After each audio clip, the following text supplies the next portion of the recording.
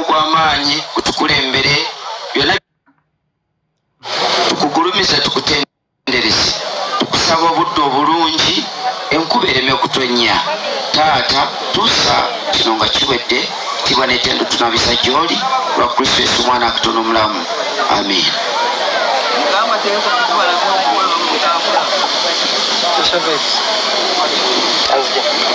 Toyaze nnyo toyazege essaala ewedde ndowooza tutuule.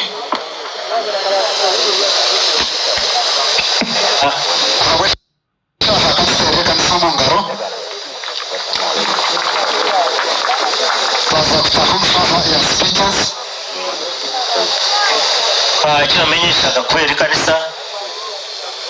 reka dutange speeches kandi nasabaga ashazi ngasaba ashazi musabisije abantu bareke kwemerera murongo hagati y'ubutara abo kuba babona bataka kwaturumbesha no kweshango lya mutimbagano kekanisa katonda abongere omukisa tonyegwera okwaliza Pastor Bugingo webale kujja jaremore leka twakire omu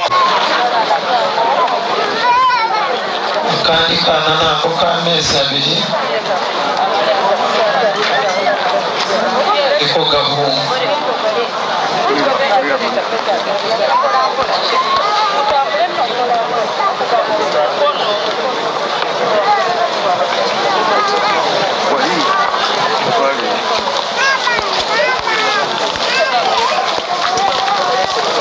nabakomeza abana ba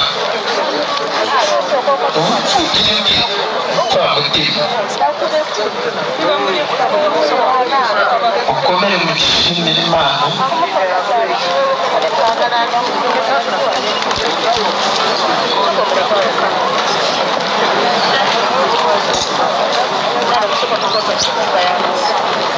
wihangane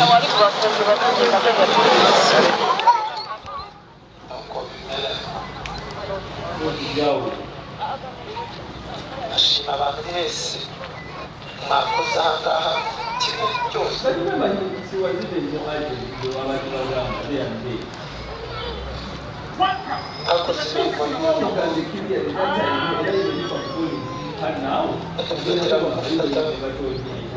mukuru wanjye Kayumba akaramuka uko jyaho twabimenye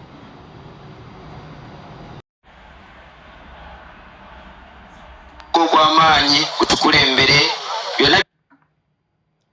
tukugulumiza tukutendereze tukusaba obudde obulungi enkuba ereme okutonnya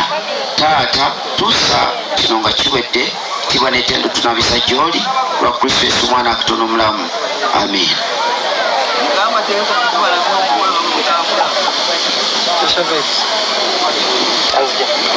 Toyaze nnyo toyazege essaala ewedde ndowooza tutuule.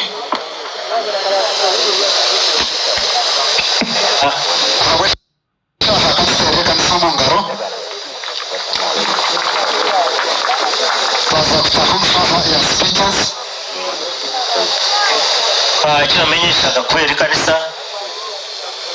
reka dutange speeches kandi nasabaga ashazi ngasaba ashazi musabisije abantu bareke kwemerera murongo hagati y'ubutara abo kuba babona bataka kwaturumbesha no kweshango lya mutimbagano kekanisa katonda abongere omukisa